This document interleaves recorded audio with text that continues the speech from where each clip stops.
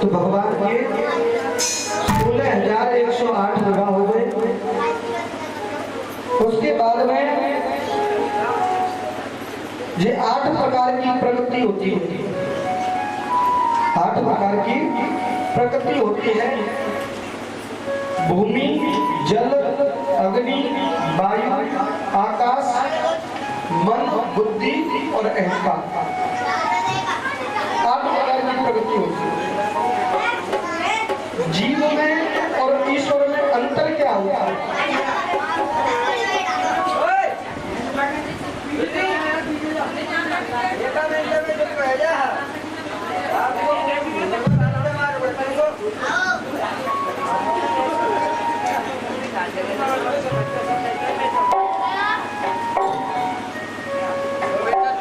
जीव में और ईश्वर में अंतर क्या होता है? जो प्रगति को बस में रखता हो, जो प्रगति को बस में रखता हो वो होता है जीव, जो इस प्रगति को बस में रखता है। लेकिन प्रगति के जो बस में रहता हो वो होता है ईश्वर, क्योंकि भगवान तो इस प्रगति के भरोसे है। जब भगवान इस प्रगति के भरोसे हैं तो परमात्मा प्रगति के बस में नहीं रहती, प्रगति परमात्मा के बस में रहती है। जब प्रगति परमात्मा के बस में रहती है तो भगवान श्री कृष्ण की 16,108 पटरानियां। जब 16,108 पटरानियां थी तो भगवान के जब विवाह हो गए तो रुक्मिणी जी जो थी मालकिन थी। तो भगवान ने कहा कि रुक्मिणी तो बड़ी सीधी सादी है और आज इनको कुछ चिढ़ा करके दे देता हूँ। अगर इनको अगर चिढ़ लग जाए देखो तो सही गुस्सा कैसी है इनकी। सो भगवान जैसे ही महल में प्रवेश करते और भगवान के साथ में उनके पुत्र प्रवेश करते। अगर भगवान के पुत्र जाते तो मैया रुक्मिणी को बड़ा संदेह हो जाता कि पता नहीं कहीं ऐसा तो नहीं मेरे पति देव आ रहे। एकदम से झट से पता चल जाता। अब पुत्रों की भी उम्र उतनी हो गई और बाप से ज्यादा। तो जैसे भगवान जाते तो भी रुक्मिणी अचंभे में पड़ जाती और जब पुत्र जाते तो भी बढ़ जाते। तो भगवान ने कहा कि आज मैं इनको देखता हूं कि इनके अंदर गुस्सा कितनी है, गुस्सा कितनी है। अब तो गुस्सा की बात कह दी तो भगवान श्री कृष्ण की जितनी भी पत्नियां हैं ना आपस में कभी कोई गुस्सा नहीं करती। लेकिन रुक्मिणी मैया के 4-5 पुत्र हो गए और 4-5 पुत्र होने के बाद में रुक्मिणी के चेहरे पर जरा सा भी क्रोध नहीं आता। जब रुक्मिणी के चेहरे पर क्रोध नहीं आता है तो भगवान ने कभी क्रोध नहीं देखा, तो ये विशेषता रही थी। तो आचार्य सुखदेव जी कहते हैं कि हे राजा परीक्षित, राजन से लेकर के दरबान तक और महाराज से लेकर के संतरी तक और संतरी से लेकर के महामंत्री तक सब लोग यही कहते हैं हे प्रभु हमारी रुक्मिणी जैसी हमें मालिका दिलवा और हमारे जीवन में कोई दूसरी मालिक न हो। क्योंकि माता रुक्मिणी के चेहरे पर कभी कोई क्रोध नहीं देखा था। जब कोई क्रोध नहीं देखा तो इसलिए मेरे गोविंद भगवान ने एक नजर रुक्मिणी के ऊपर डाल दी। जैसे रुक्मिणी मैया के ऊपर नजर डाली तो सर्वाधिक भगवान श्री कृष्ण रुक्मिणी जी से बहुत प्रेम करते। जैसे ही भगवान प्रेम करते तो पुराने जमाने में जैसे नियम था ना, जब स्त्रियां रूठ जाती थी तो उनके लिए अलग से कमरा बनवाया जाता था, अलग से कमरा बनवाया जाता था और उस कमरे के आगे डलवा देते थे। हाँ याद है, ऐसा तो ना परीक्षा रूठ जाता है। वो भवन में चली जाती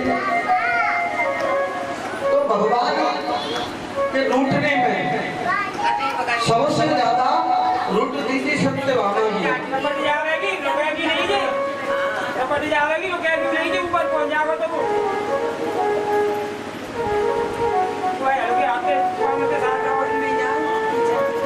भगवान की जितनी भी पत्नियां थी सबसे ज्यादा रूठती थी सत्यभामा। और सत्यभामा क्यों रूठती थी महाराज? बताइए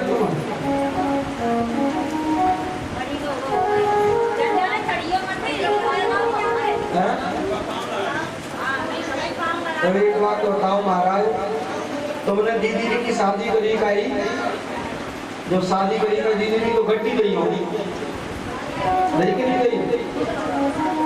अब सत्यभामा जी को विवाह भयो भगवान के संग में, तो उनके पिता ने कहा दे मड़ी ना गई, तो फिर जब ज्यादा पैसा आया तो ज्यादा गुस्सा होते ना होते। तो ऐसे ही सत्यभामा बारी बारी से रुकती थी।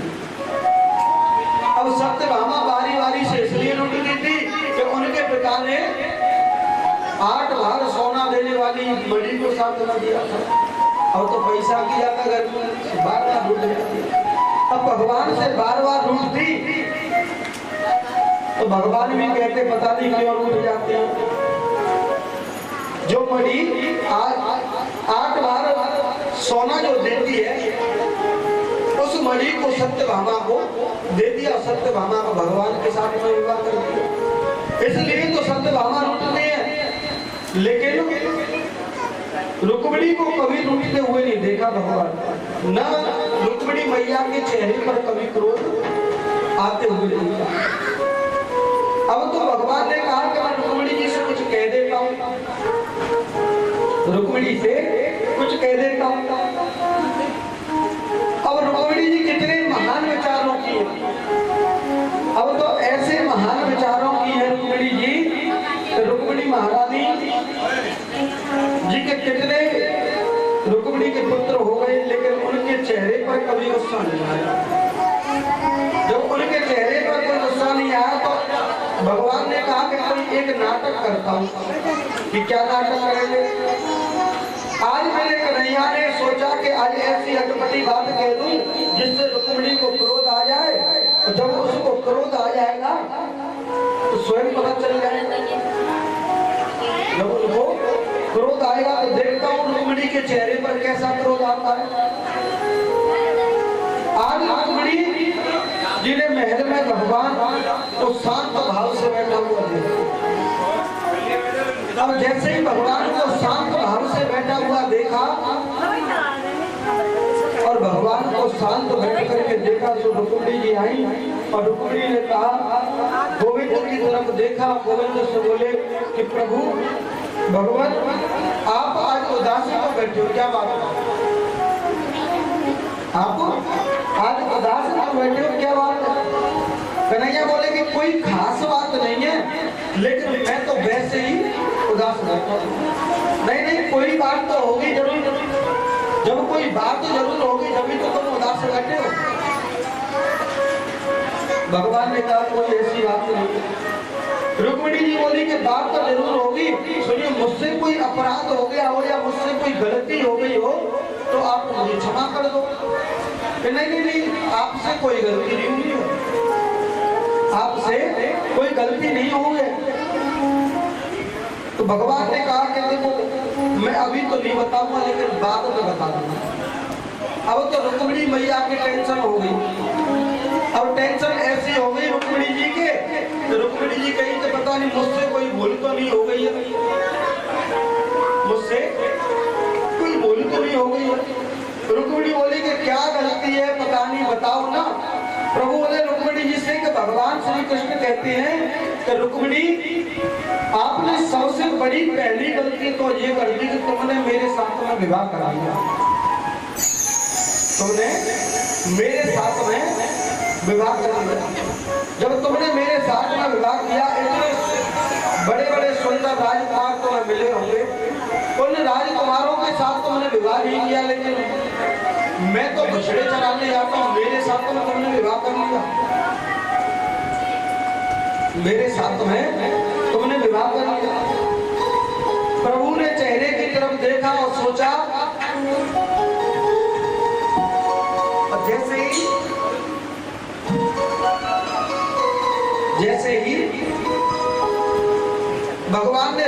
के चेहरे की तरफ देखा, चेहरे की तरफ देख करके कहने लगे कि अभी तो कोई क्रोध आया नहीं।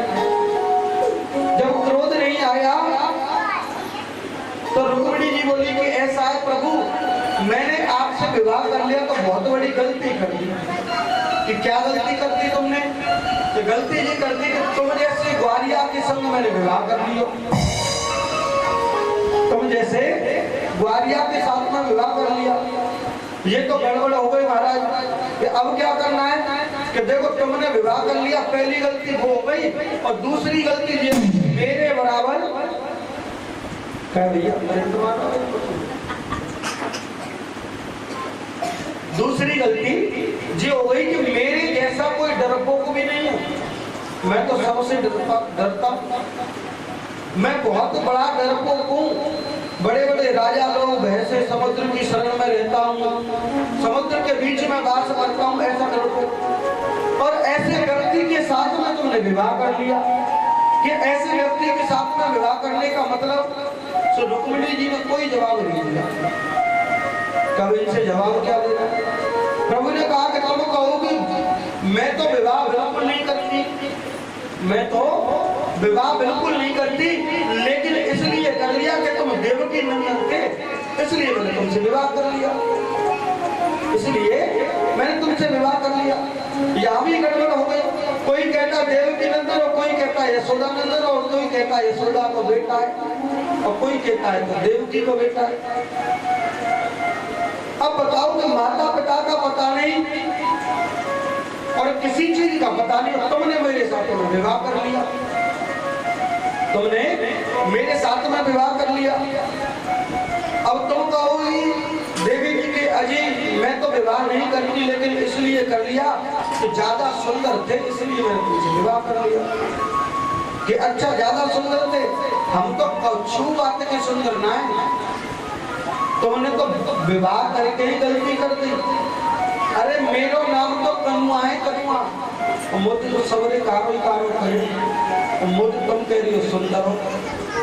अब तो रुक्मिणी जी के मन में आया कि पता नहीं ये लड़ना चाह रहे हैं, पता नहीं क्या बात है। सो रुक्मिणी जी ने कहा कि बेटी को जवाब ही क्या दूं, मेरे को जवाब क्या दूं? तो भगवान ने कहा कि जब राजा का घर ही नहीं बनाया है और तुमने राजा के साथ में विवाह कर लिया, तुमने बहुत बड़ी गलती कर दी। कि अच्छा, अब तो भगवान बोले कि देखो मेरा गुण तो कोई पहचान नहीं पाता है, तो मेरे अंदर गुण कैसे, और तुमने बिना गुण वाले के साथ में शादी विवाह कर लिया। तुमने ब्याह करके थोड़ी सी ज्यादा गलती कर दी। अब तो भगवान ने कहा कि देखो ऐसा है, तुमने विवाह तो कर लिया, लेकिन अब यहाँ से आगे ऐसी गलती मत कर देना। अब तो रुक्मिणी जी फिर कहने लगी कि ऐसी गलती, कह रहे मुझसे कोई गलती नहीं हुई, और फिर भी तुम कह रहे हो मुझसे गलती होगी। भगवान ने कही कि इनके चेहरे पर तो बिल्कुल भी जरा सा भी क्रोध नहीं आ रहा है, इनके चेहरे पर तो जरा सा भी क्रोध नहीं आ रहा है। तो जब तुम जरा सा भी क्रोध नहीं आ रहा है, तो अब आप बताओ कि अब क्या करना चाहिए? अब तो मेरे कन्हैया ने 4 भुजाएं धारण कर ली। अब जैसे ही भगवान ने 4 भुजाएं धारण की, और 4 भुजाएं धारण करने के बाद में 2 भुजाओं को रुक्मिणी जी को उठा दिया। 2 भुजाओं से जैसे ही रुक्मिणी को उठाया, और रुक्मिणी को उठा करके एक भुजा से तो पसीना पहुंच रहा हो, 1 घंटे बाद रुक्मिणी जी को होश आया। तो मेरे गोपाल बोले, मेरे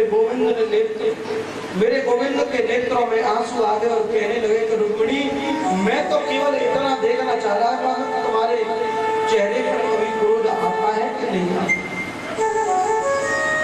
मैं तो इतना ही देखना चाहता था। लेकिन रुक्मिणी ने हाथ जोड़ करके भगवान श्री कृष्ण को जवाब दिया, वो जवाब सुनने लायक नहीं। रुक्मिणी जी ने कहा कि आप बिल्कुल गलत नहीं कहा है, अगर आपने गलत नहीं कहा है, बिल्कुल सही कहा है। कहा तो प्रकृति के आबद्ध में एक नारी रहती है, और मैंने तो तुमसे विवाह कर लिया, और आज तुम मुझसे परीक्षा ले रहे हो, आज तुम मेरी परीक्षा ले रहे हो। जगत के पिता हो, जगत के गुरु हो, जगत के अधीश्वर हो, केवल आप हो गोपाल। मैंने तो आपके साथ में विवाह कर लिया, लेकिन अब आप चाहे गुस्सा दिलाओ चाहे मत दिलाओ, लेकिन रुक्मिणी के चेहरे पर कभी गुस्सा नहीं। जब रुक्मिणी के चेहरे पर गुस्सा नहीं आया, अब भगवान बोले कि तीसरी बात में कहा गई, फिर तीसरी बात मैंने कही कि बड़े बड़े राजाओं के डर से मैं तो समुद्र के किनारे पर रहता हूँ, मैं तो समुद्र के किनारे पर रहता हूँ और समुद्र के किनारे पर वहीं पर वास करता हूँ, और तुमने फिर भी मेरे साथ में विवाह कर लिया। कि फिर भी विवाह कर लिया तो मेरे गोविंद से रुक्मिणी बोली कि जिस हृदय में अविद्या होती है, अविद्या अस्मिता होती है, राग होता है, द्वेष होता है, ये शत्रु जो बैठे होते हैं वास करते हैं तो केवल भगवान के लिए वास करते हैं। लेकिन चौथी बार में कहा कि मैं तो काला हूं और काले से तुमने विवाह कर लिया, काले से तुमने विवाह कर लिया। फिर पांचवी बात में तो भगवान ने कहा कि काले से विवाह कर लिया, लेकिन आपको ये बात नहीं बताया कि तुमने काले से विवाह कर लिया।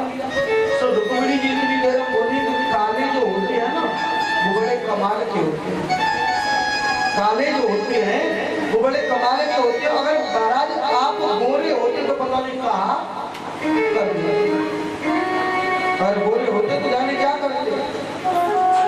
यदि नंद लाला, यदि नंद लाला तुम होते ललित तो गले कट जाते, करोड़ों लोगों के गले कट जाते अगर तुम लली होती। इसलिए रुक्मिणी बोली कि जब मुझसे पूछना है तो केवल सबसे बड़ा धनी वही है जिसके पास में गोविंद नाम का धन है, वही सबसे बड़ा धनी है। कबीरा सब जग निर्धना, धनवंता नहीं कोई, धनवंता सोई जानिए जबकि राम के नाम धन है। जिसने गोविंद नाम का धन कमा लिया वो सबसे बड़ा धनी है। अब आपने नाम सुना होगा मीराबाई, मीराबाई का सुना नाम? किसके से मीराबाई को सुना है? मीराबाई की किताबों पर आज लोग पीएचडी कर रहे हैं। और मीराबाई ने सबसे बड़ा क्या लिया था? क्या कमाया था मीराबाई ने? क्या कमाया तुम्हारा? मीरा ने कमा लिया गोविंद नाम का धन। और जब गोविंद नाम का धन कमा लिया और गोविंद नाम का धन कमाने के बाद में आज मीरा की किताबों पर लोग आज पीएचडी कर रहे हैं। और जब पीएचडी कर रहे हैं तो किस बात से कर रहे हैं? क्योंकि मीरा ने तो कह दिया कि जिसको रत्न मिल गया, जिसको रत्न मिल गया फिर उसे किसी वस्तु की या किसी चीज की जरूरत नहीं है। जो लोग डायमंड, पारखी ऐसे आइटम, लेकिन जिसको स्वयं रत्न मिल गया और रत्न मिलने के बाद में फिर वो आदमी किसी दूसरी चीज के लिए इच्छा नहीं करता। लेकिन मीरा ने संत से कहा कि सबसे बड़ा धन, सबसे बड़ा रत्न मेरे पास ये है, पायो जी मैंने राम रतन धन। मेरे पास तो केवल एक ही धन है कि संसार में जितनी भी चीजें हैं वो बिल्कुल वास्तव में बेकार है। अगर पाना है तो गोविंद नाम के धन को पाओ और किसी की इच्छा मन में लेके मत।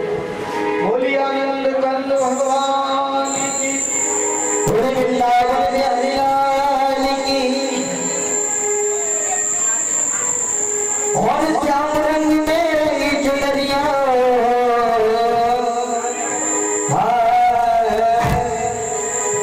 मीरा